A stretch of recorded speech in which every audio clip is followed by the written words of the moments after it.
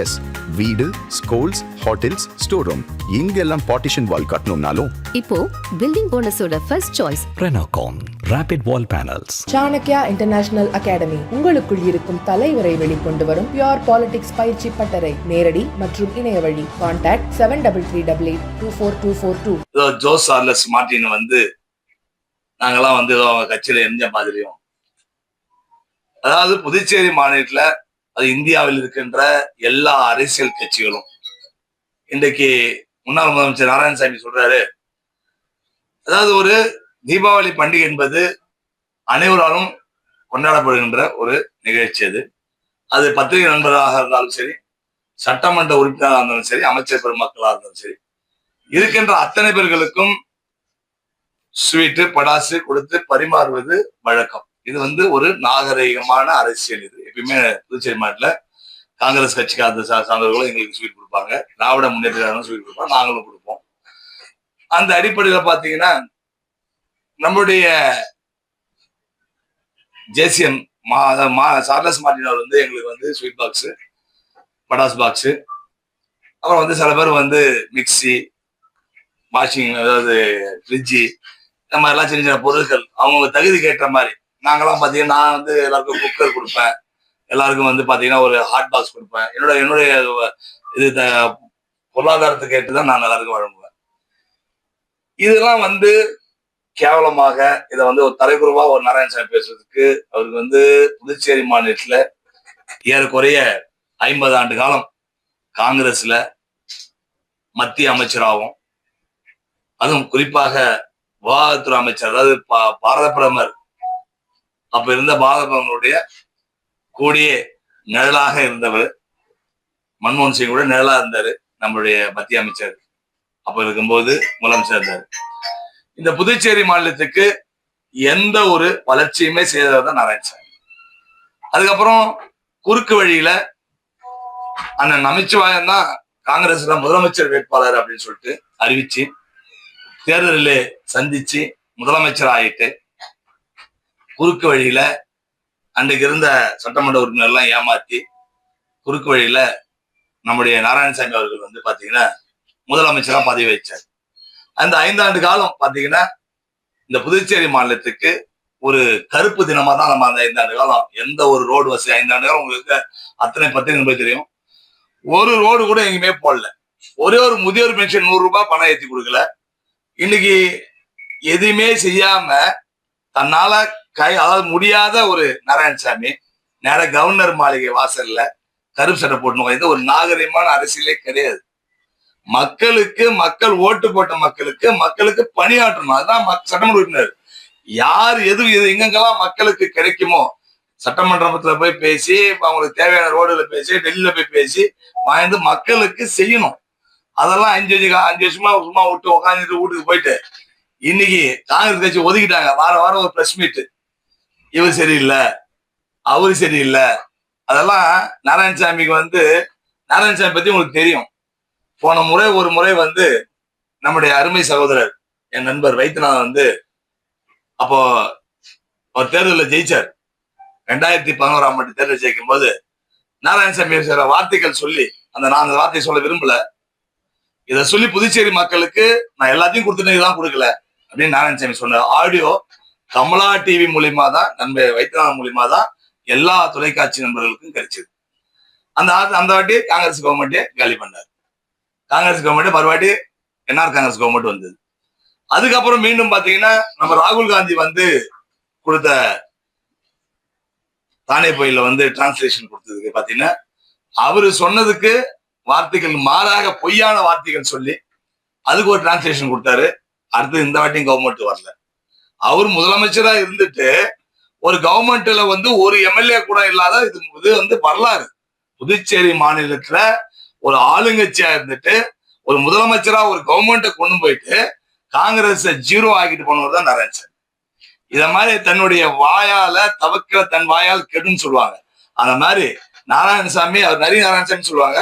ஆனா காங்கிரஸுக்கே அவர் இவ்வளவு சூழ்ச்சி பண்ணாரு எனக்கு தெரியாது. தயவு செய்து காங்கிரஸ் நண்பர் சட்டமன்ற உறுப்பினர்லாம் தயவு செய்து அவர்கிட்ட வாயை மூட சொல்லுங்க. ஏதோ 1-2 எம்எல்ஏ ஜெயிக்கிறீங்க, அதையும் அவர் வீணாக்கிடுவார் தயவு செய்து. ஏன்னா வாய் சும்மா இருக்கணும். எல்லா காலத்திலயும் ஒரு ஒரு தேர்தலையும் எல்லாருமே தோக்கடிச்சுட்டு அவர் வாயால இந்த புதுச்சேரி மாநிலத்துக்கு எந்த ஒரு வளர்ச்சியும் கிடையாது. அவர் வாழ்ந்த காலத்திலயும் வளர்ச்சி கிடையாது. அவர் முதலமைச்சருக்கும் வளர்ச்சி கிடையாது. அவரு மத்திய அமைச்சருக்கும் வளர்ச்சி கிடையாது. அதே மாதிரி பாத்தீங்கன்னா இன்றைக்கு நாராயணசாமி இவ்வளவு பேசுறாரு. நான் என்ன சொல்றேன், தேர்தல் நிதியாக இந்தியாவில் இருக்கின்ற எத்தனை கட்சிகள் ஜோஸ் சார்லஸ் மார்டின் அவங்க அப்பா கிட்ட வந்து எலெக்ஷன் நிதியாக இன்னைக்கு தமிழகத்தில் இருக்கின்ற திராவிட முன்னேற்ற கழகத்தினுடைய அறக்கட்டளைக்கு ஏறக்குறைய 500 இருந்து 700 கோடி ரூபாய் பிரமாண பத்திரமாக 700 கோடி ரூபாய் கொடுத்திருக்காரு. நாங்க ஒரு 500 பேருக்கு எங்க கிட்ட ஒரு கிஃப்ட் கொடுத்து அமைச்ச பட்டாசு பாசம் வாங்கி நாங்க ஊருக்கு கொடுத்தோம். அதுக்கு வந்து எங்க கட்சி விட்டு போனோன்றாரு. நாராயணசாமிக்கு திராணி இருந்தா வக்கு இருந்தா சார்லஸ் மார்டின்கிட்ட வாங்கின காசுக்கு இன்னைக்கு அவர் திராவிட முன்னேற்ற கழகத்தை கூட்டணி போகாம இருப்பாரா? நான் கேட்கிற ஒரே கேள்விதான். நாங்க வெறும் 500 பட்டாசு பாக்ஸ் எங்களுக்கு வந்து வீட்டுக்கு கொடுத்த ஸ்வீட் பாக்ஸ் பட்டாசு பாக்ஸ் வாங்கி நம்ம மக்களுக்கு கொடுக்குறோம். எங்க வீட்டுக்கு எடுத்துக்கல. திராவிட முன்னேற்ற கழகம் இன்றைக்கு தேர்தல் நிதியாக வாங்கிக்கிறாங்க. அந்த பணத்தை நாராயணசாமி உண்மையே திராணி இருந்தா பக்கு இருந்தா நாளைக்கு நாராயணசாமி பிரஸ் மீட்ல அறிவிக்க துப்பு அவருக்கு திராணிக்கு தான் சொல்லணும். நாங்க வந்து திராவிட முன்னேற்ற கழகம் ஏன்னா அவங்க காசு அவங்க கிட்ட வாங்கிட்டாங்க, நாங்க பட்டாசு பாசு வாங்கிட்டோம், ஊர் மக்களுக்கு அதாவது எங்களுக்கு ஒரு கிஃப்ட் கொடுத்து அனுப்புறாங்க. அதாவது இன்னைக்கு கிஃப்ட் பாத்தீங்கன்னா முதலமைச்சர் அலுவலகத்திலிருந்து வருது, எங்களுக்கு அமைச்சர் சட்டமன்ற பட்டாசு பாக்ஸ் ஸ்வீட் பாக்ஸ், அண்ணன் அமைச்சர் வீட்டுல இருந்தும் ஏதோ ஒரு மிக்சி ஒரு ஏதோ ஒரு சின்ன ஒரு கொடுத்தாங்க கிஃப்ட். நான் எல்லாருக்கும் ஒரு இந்த வாட்டி ஒரு டிஃபன் பாக்ஸ் மாதிரி கேரி பேக் கொடுத்தா எல்லாரும் கொடுத்தோம். இது எல்லாரும் ஒரு பரிமாற்றம், ஒரு ஸ்வீட் போட்டு கொடுக்குறது, ஒரு பட்டாசு பாஸ் கொடுத்து பரிமாற்றம். இதுக்கு திராணி இருந்துன்னா நாராயணசாமி நாளைக்கு பதில் சொல்லுங்க, நான் ரெடியா இருக்கிறேன். ஏன்னா நேர் விவாதிக்கும் தயாரா இருக்கு. நாராயணசாமி ரோட்டுக்கு வந்து நாங்க வந்து ஜோஸ் சார்லஸ் மார்டின் ஏதோ தீவிரவாதி மாதிரியும் அவரு என்னமோ வந்து நாட்டுக்கு டாக்ஸ் சட்டத்தால் நிர்ணயிக்கப்பட்ட லாட்ரி நடத்துறாங்க.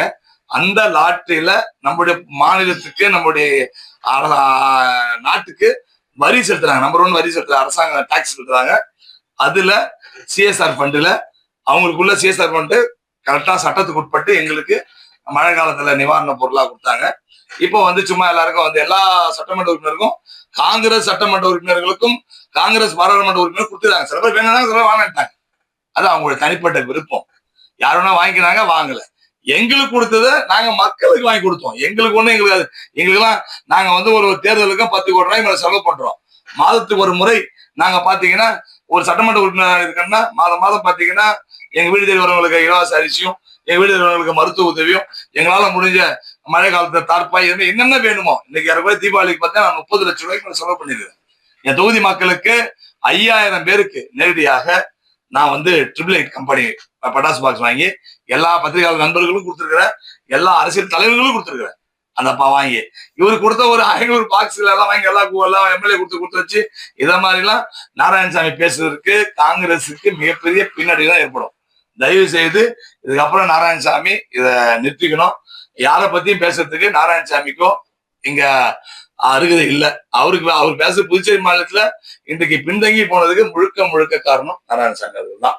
அதனால இதுல வந்து நான் கூட அன்னைக்கு தீபாவளி அன்னைக்கு பாத்தீங்கன்னா எங்களுடைய உறவினரான ஐயா ஜெகதர்ஷன் அவருடைய துணைவியார் அவங்களுடைய அந்த அம்மாவுடைய படத்தை போட்டு அவங்களுக்கு வந்து ஸ்வீட் பாக்ஸும் நான் அது ஆண்டுக்கு அவங்க என்னைக்கு இறந்தாங்களோ இந்த ஆண்டு 5 ஆண்டு வரைக்கும் நான் பாத்தீங்கன்னா 5 ஆண்டு காலமாக அவங்க இறப்புக்கு பாத்தீங்கன்னா அவங்க நினைவு நாளை முன்னிட்டு இந்த பழங்குடியின மக்களுக்கும் ஏழை மக்களுக்கும் ஸ்வீட் பாக்ஸ் படம் சொல்றோம். அதுல எந்த ஒரு படத்துலயும் பாத்தீங்கன்னா கட்சி சார்ந்த ஒரு படமும் இருக்காது. அது திராவிட முன்னேற்ற கழக படமோ கலைஞர் படமோ இல்ல வந்து தமிழகத்தின் முதலமைச்சர் தமிழக முதலமைச்சர் ஐயா ஸ்டாலின் படமோ இருக்காது. கிளீனாக அவருடைய படம் அவருடைய உறவினர் இந்த முறையில அவங்களுடைய படத்தை போட்டு எல்லாருக்கும் ஒரு தீபாவளிக்கு பழசு கொடுத்து வழக்கம்.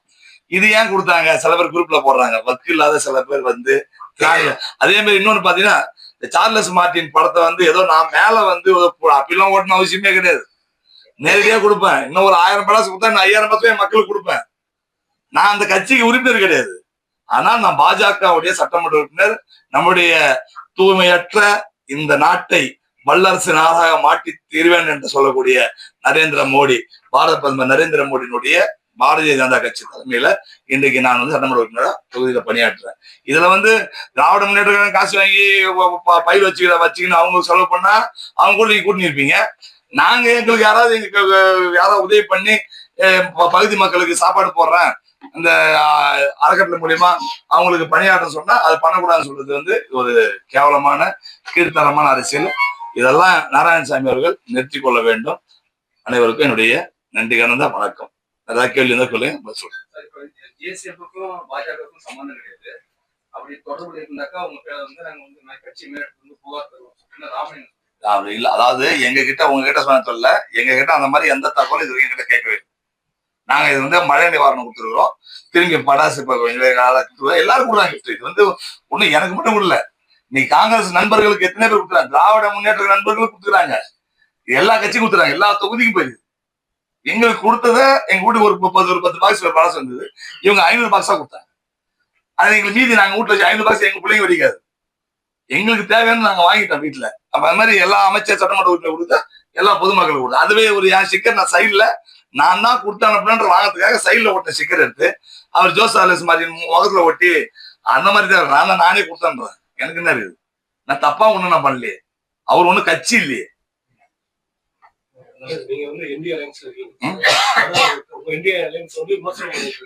சார் அதாவது அவங்களுடைய குறைகளை சொல்வதற்கு தனி மனிதனுக்கு யாருக்குன்னா சுதந்திரம் இருக்குது தவிர, இப்போ திராவிட முன்னேற்ற கழகத்துல நிதி வாங்கின நாராயணசாமி வந்து ஒரு கொடுக்குறேன்னு சொல்றதுக்காம சொல்றாரு.